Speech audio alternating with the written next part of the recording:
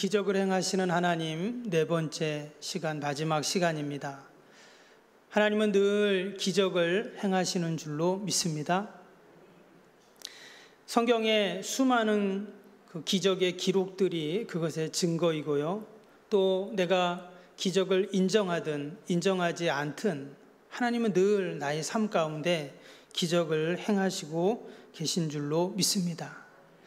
시편 40편 5절 말씀에 보면 여호와 나의 하나님이여 주께서 행하신 기적이 많고 우리를 향하신 주의 생각도 많아 누구도 주와 견줄 수가 없나이다.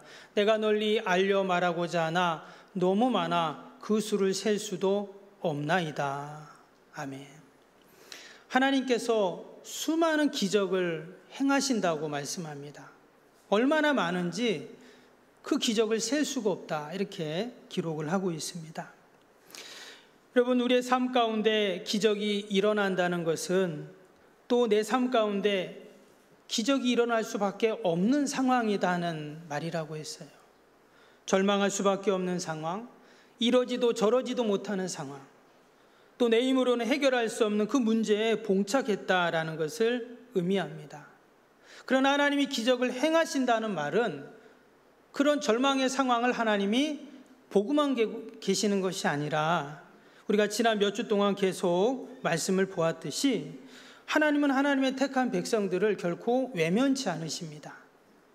외아들이 죽은 나인성 과부에게도, 또 12의 혈류증으로 고통당하던 그 여인에게도, 또 갈릴리에 듣지 못하고 말하지 못하는 그 사람에게도 예수님은 찾아가셔서 그를 만나주시고 그에게 기적을 베푸셔서 그의 문제를 해결해 주셨는 줄로 믿습니다.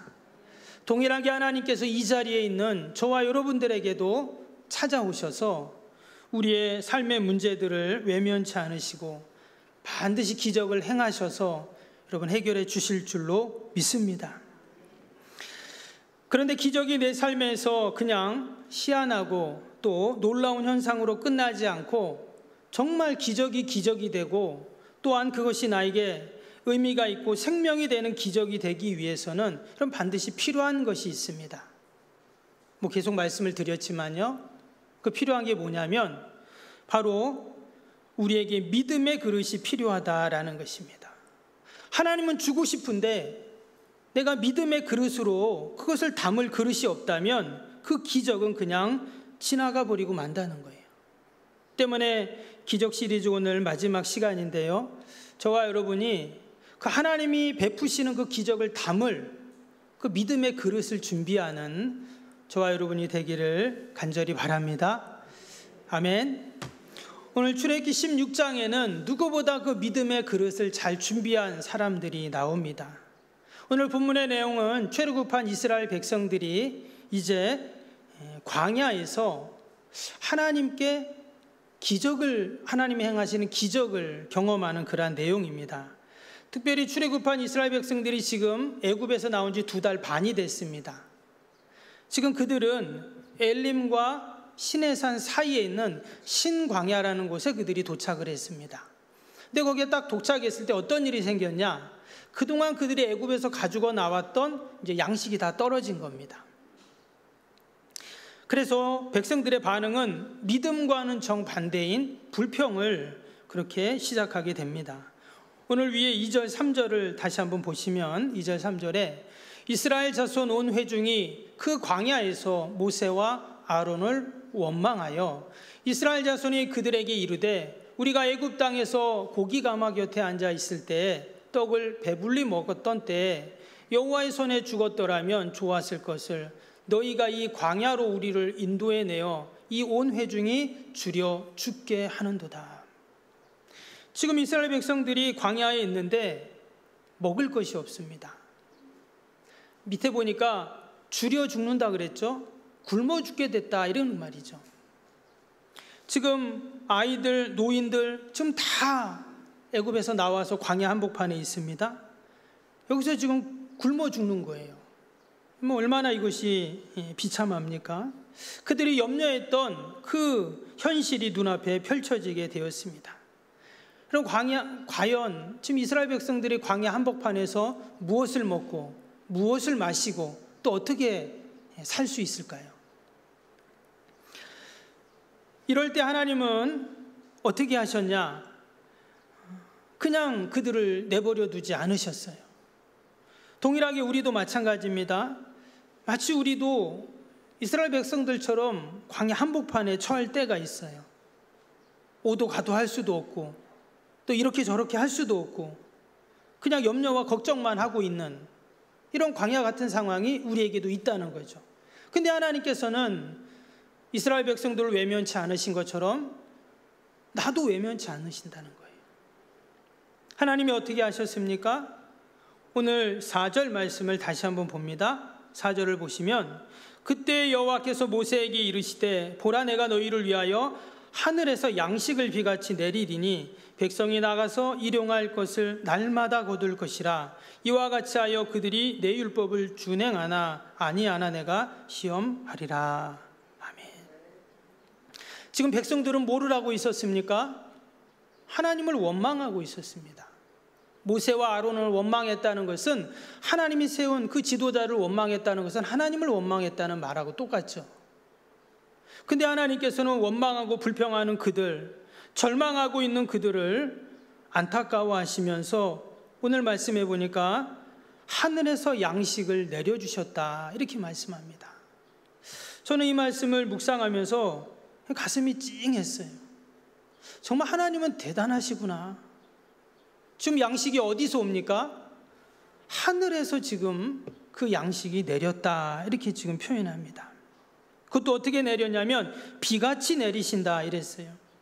여러분 광야라는 곳은 거의 비가 안 옵니다. 옛날이나 지금이나 똑같아요. 비가 오기도 오지만 어쩌다 한 번 오죠. 때문에 광야에 있는 모든 식물, 동식물들은 밤에 내리는 이슬을 먹고 살게 됩니다.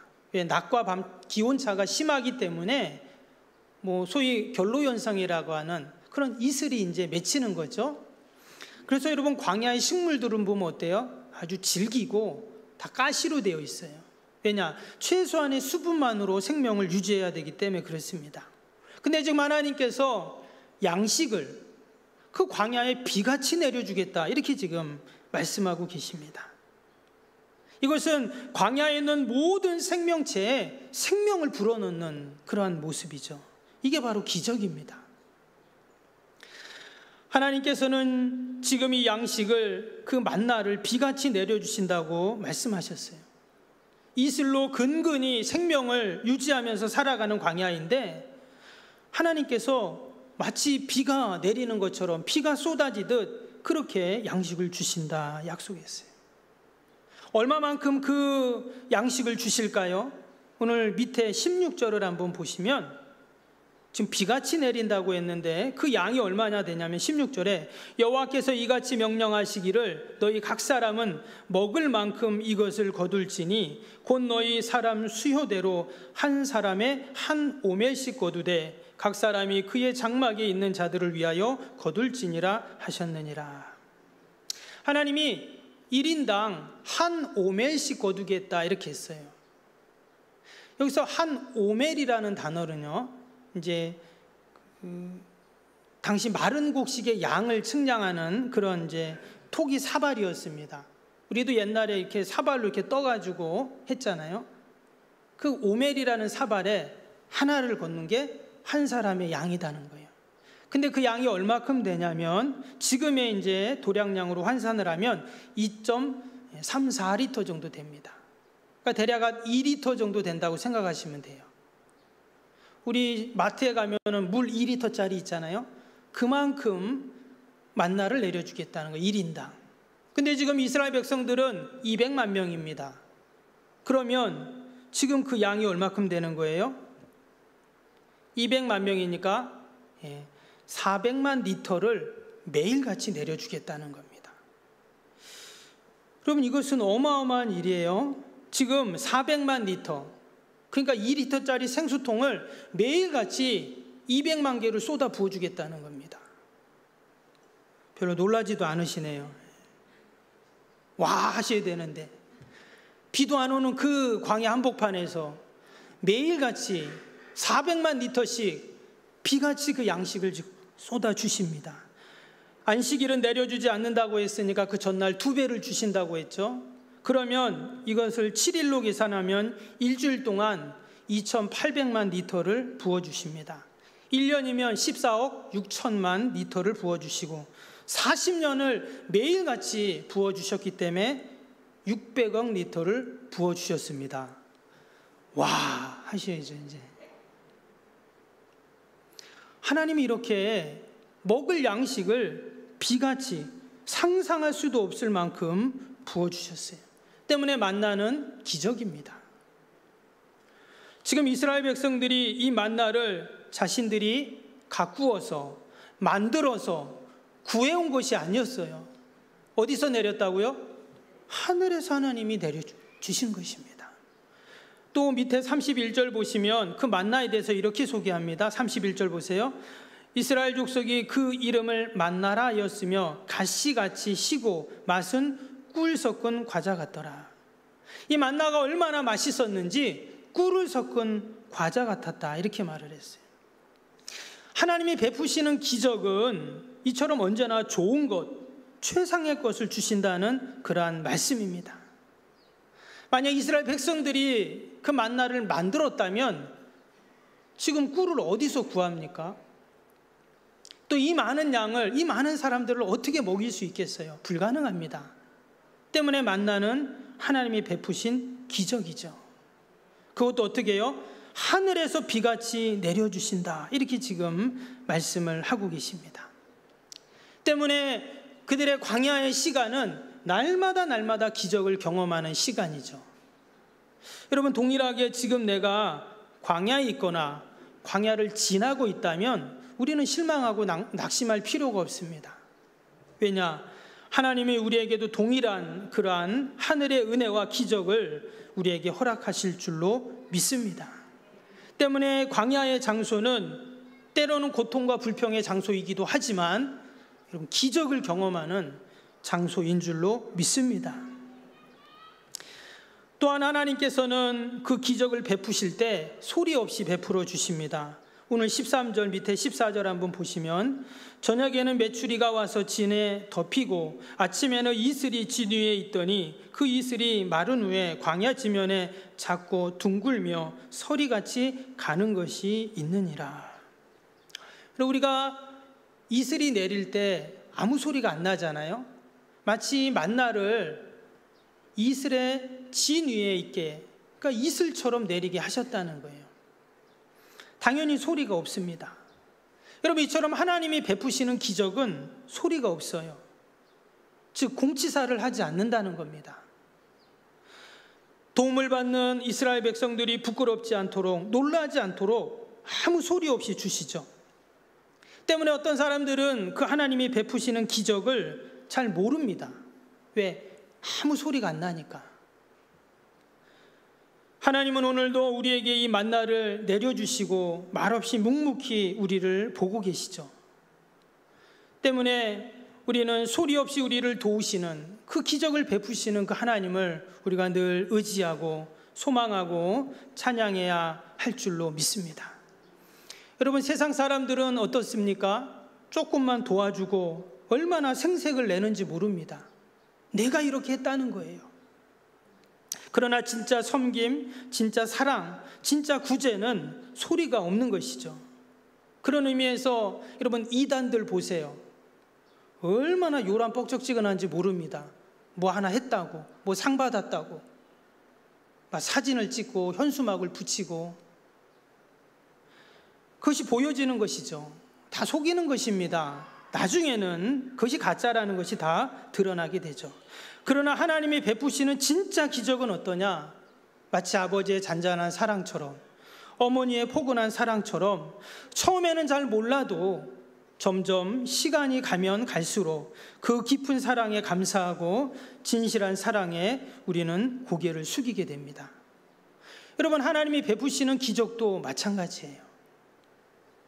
우리의 죄를 용서해 주시기 위해 아무 죄도 없는 그 하나님의 아들이 내가 알지도 못했을 때 이미 2000년 전에 나를 위해서 그 무시무시한 십자가의 사랑으로 그 용서로 우리는 다 구원받았습니다.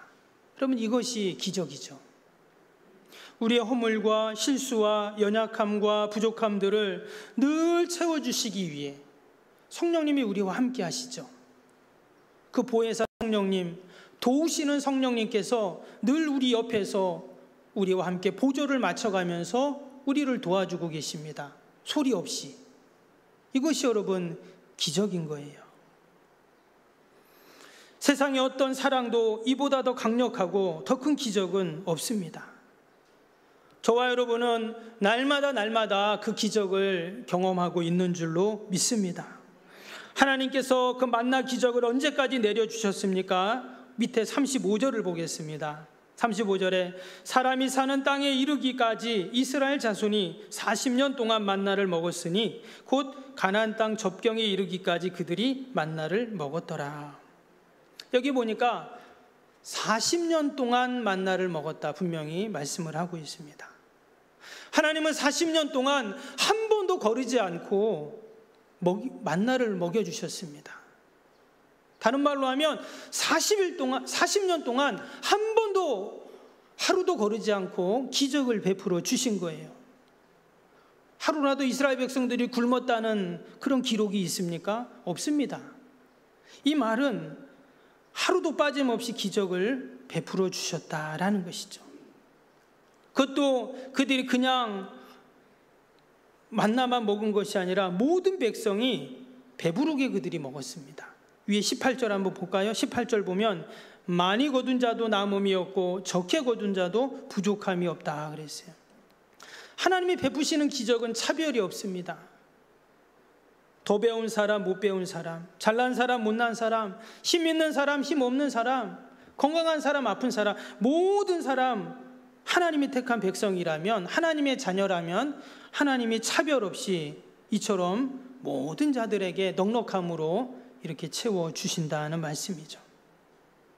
근데 이 만나 기적에서 아주 중요한 것이 있습니다. 그것이 뭐냐면 이어지는 19절, 20절인데요. 19절, 20절을 보시면 모세가 그들에게 이르기를 아무든지 아침까지 그것을 남겨두지 말라 하였으나 그들이 모세에게 순종하지 아니하고 더러는 아침까지 두었더니 벌레가 생기고 냄새가 난지라 모세가 그들에게 노하니라. 하나님께서 이제 모세를 통해 말씀한 거죠. 뭐라고 했습니까? 그날 거를 그날 다 먹고 어떻게 해요? 남겨두지 말라 이렇게 말씀하셨습니다. 근데 꼭 하지 말라고 하면 어때요? 꼭 하는 사람이 있어요. 꼭 그거 열어보지 말라 그러는데 그 벗기 뚜껑 열어보는 바람에 죽잖아요. 그날 다 먹으라고 하는데 꼭 그걸 남기는 거예요. 근데 그건 어떻게 됐다고요? 벌레가 생기고 이제 냄새 났다는 건 상했다는 그런 말이겠죠. 그럼 왜 하나님께서는 남겨두지 말라고 하셨을까요? 이런 먹다 보면 남을 수도 있잖아요. 오늘 내가 소화가 좀 잘 안 돼요. 속이 안 좋으면 덜 먹을 수도 있잖아요. 그러면 남을 수도 있고 또 버리면 아깝고. 근데 여기에 놀라운 하나님의 진리가 또 담겨 있습니다. 이 말은 무슨 말이냐면 매일매일 하나님께서 기적을 베풀어 주시겠다는 그런 말씀이에요. 아멘. 그 기적을 믿으라는 거예요. 내가 도와주겠다. 내가 기적을 베풀어 주겠다. 근데 내일 거를 남겨놓는다는 건 뭐예요? 혹시 내일 만나가 안 내리면 어떡하지? 하는 마음이거든요. 근데 하나님은 그렇게 하지 말라는 거예요.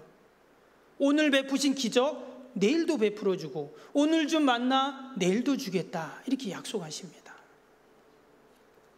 때문에 우리에게 필요한 게 뭡니까? 믿음의 그릇이 필요합니다. 오늘 4절 말씀 다시 보겠습니다. 4절 그때 여호와께서 모세에게 이르시되 보라 내가 너희를 위하여 하늘에서 양식을 비같이 내리리니 백성이 나가서 일용할 것을 날마다 거둘 것이라. 이같이 하여 그들이 내 율법을 준행하나 아니하나 내가 시험하리라. 하나님이 지금 매일같이 날마다 만나를 주신 이유 중에 하나가 당연히 양식이 없으니까 주시려고 주신 것도 있어요. 근데 오늘 밑에 말씀 4절 밑에 뭐라고 했어요? 내가 시험하려고. 그러니까 훈련시키고 단련시키기 위해서 이런 기적을 또한 행하신다는 거예요. 즉 믿음의 그릇을 준비하는 자들로 만들기 위해서 믿음 없는 그들에게 이러한 훈련을 통해서 믿음을 주시겠다는 거죠. 여러분, 하나님이 매일같이 기적을 행하시는 줄로 믿습니다. 아멘. 목사님, 저는 그런 기적을 한 번도 경험을 못했는데요. 우리가 믿음의 그릇을 가지고 나아가면 됩니다. 그러면 하나님께서 그 믿음의 그릇 가운데 그 하나님이 허락하시는 기적을 선물로 담아 주시는 것이죠. 때문에 이 믿음의 그 만나의 기적 안에는 하나님이 우리를 훈련시키는 믿음의 그릇을 준비하고 감사의 그릇을 준비케 하시는 하나님의 놀라운 계획과 뜻이 안에 담겨 있습니다. 다시 밑에 17절 18절 다시 보겠습니다. 이스라엘 자손이 그같이 하였더니 그 거둔 것이 많기도 하고 적기도 하나 오멜로 되어 본즉 많이 거둔 자도 남음이 없고 적게 거둔 자도 부족함이 없이 각 사람은 먹을 만큼만 거두었더라. 여기에 또 하나님의 놀라운 또 영적인 진리와 원리가 담겨 있습니다. 이 만나를 거두는 과정 가운데 지금 보면 많이 거둔 사람, 적게 거둔 사람, 그렇죠. 어떤 사람은 손이 큰 사람은 한 번에 많이 만나를 가져올 수도 있고, 또 손이 작거나 또 약한 사람은 조금 거두올 수도 있겠죠. 근데 희한한 것은 집에 가서 먹어보면 많이 거둔 사람이나 적게 거둔 사람이나 다 부족함이 없었다는 거예요. 여러분, 죄로 말미암아 타락하고 오염된 인간은 본질적으로 욕망이 있습니다. 다양한 욕망이 있지만 특별히 우리에게 어떤 욕망이 있어요? 물질에 대한 그러한 욕망이 있다는 거예요. 탐심이 있다는 것입니다. 그래서 그 소유욕을 절제하지 못하면 하나님과도 또 이웃과도 온전한 관계를 이루어 갈 수가 없게 되어 있죠. 근데 하나님께서 이 만나 기적을 통해서 뭘 보여주셨냐? 모두가 부족함이 없게 하나님이 지금 만들어 주시고 계시다는 거예요. 이런 부족함이 없으면 뭐가 없어질까요? 당연히 탐심이 없어지죠. 내가 지금 뭔가를 욕심을 내고 탐욕을 부린다는 것은 부족하다는 거거든요. 더 채우고 싶다는 거잖아요. 탐욕이 사라지면 내 안에 감사가 찾아오기 마련입니다. 반대로 내가 감사하게 되면 탐욕은 설 자리가 없죠. 하나님이 왜 우리에게 이 기적, 만나 기적을 행하시는가? 우리에게 감사의 그릇을 준비하게 하기 위해서라는 거예요. 왜? 하나님이 기적을 베푸시니까 부족함이 없어요. 하나님, 나는 맨날 이게 부족하고 이게 부족하고 이게 없고 늘 하나님 앞에 내가 그렇게 요구하고 또 바라고 하고 있는데 하나님께서는 아니라는 거예요. 내가 매일같이 기적을 지금 부족함 없이 베푸고 있는데 우리가 믿음의 눈을 뜨고 하나님의 기적을 본다면 우리는 감사의 사람이 될 줄로 믿습니다. 이로써 이 만나 기적은 우리를 어떤 사람으로 만드냐면 순종의 사람으로 만듭니다. 이어지는 19절 20절 다시 봅니다. 모세가 그들에게 이르기를 아무든지 아침까지 그것을 남겨두지 말라 하였으나 그들이 모세에게 순종하지 아니고 더러는 아침까지 두었더니 벌레가 생기고 냄새가 난지라 모세가 그들에게 노하니라. 분명히 하나님께서는 아침까지 두지 말라 그랬어요. 아마 이 말씀 때문에 어떤 사람들은 저녁 때 먹고 남은 거를 새벽에 먹었는지도 몰라요. 왜? 아침까지 남겨두면 안 되니까. 근데 하나님께서 이 말씀, 앞에서도 말씀드린 것처럼 하나님이 날마다 먹을 것을 줄 거니까 걱정하지 말라는 거잖아요. 그 기적을 믿으라는 것이었습니다. 그러면서 하나님께서 내일의 모든 의식주를 하나님이 책임져 줄 테니까 하나님의 말씀에 순종하라는 그러한 말씀을 하고 계신 것입니다. 여러분, 백성 중에 순종하지 않고 말씀대로 순종하지 않은 사람들은 어떻게 되었을까요? 그 가지고 있던 만나가 썩어서 냄새가 나니까 그 집에 썩은 냄새가 진동을 합니다. 여러분, 고기가 썩어도 냄새가 심하지만 여러분 곡식이 썩으면 어때요? 엄청나죠? 여러분 집에 아마 광 같은데 습기찬데 감자 같은 거 둬보세요. 만약에 감자 썩으면 어떻습니까? 냄새 엄청납니다. 지금 집에 온 그 썩은 냄새가 진동을 하게 돼요. 왜? 순종하지 않으니까. 여러분 불순종과 탐욕에는 이러한 악취가 나게 되어 있어요. 아마 애굽에서 그들이 그동안 살면서 그들이 경험했던 그 못 먹던 트라우마가 있을 수도 있습니다. 그러나 불순종의 대가는요, 벌레가 생기고 냄새가 난다는 거예요. 모든 불순종에는 이처럼 벌레가 나고 악취가 나서 결국은 다 버리게 됩니다. 놀라운 것은 하나님은 끊임없이 우리를 훈련시킨다는 거죠. 지금 이스라엘 백성들이 40년 동안, 왜 하나님은 굳이 40년이라는 긴 세월 동안 그 광야 생활을 하게 하셨는가? 말씀을 보면 그들은 40년 동안 늘 불평을 합니다. 때문에 하나님께서는 그 40년 동안 늘 그들을 훈련시키세요. 뭐로 훈련시킵니까? 기적으로 훈련시키시는 거예요. 그 기적은 때로는 먹을 것으로 주시기도 하지만 때로는 그것은 그들이 감사의 훈련을 시키고 순종의 훈련을 시키고, 아마 그들 가운데는 이런 분도 있었을 거예요. 아침까지 이것을 두지 말라고 했는데 오늘은 내가 모르고 놔뒀네. 오늘 혹시 만나 안 나올까 봐 내가 놔뒀는데 사람들이 만나를 거둬오는 모습을 보면서 내일은 내가 이 만나를 남기지 말아야지, 그런 생각도 했겠죠. 우리가 한 주간을 살면서도 하나님은 순간순간 우리의 삶 가운데 기적을 베푸실 줄로 믿습니다. 우리가 믿음의 그릇을 갖고 감사의 그릇을 갖고 순종의 그릇으로 우리가 하나님 앞에 나아갈 때 하나님은 날마다 저와 여러분들에게 그 기적을 베풀어 주실 줄로 믿습니다. 기도하겠습니다.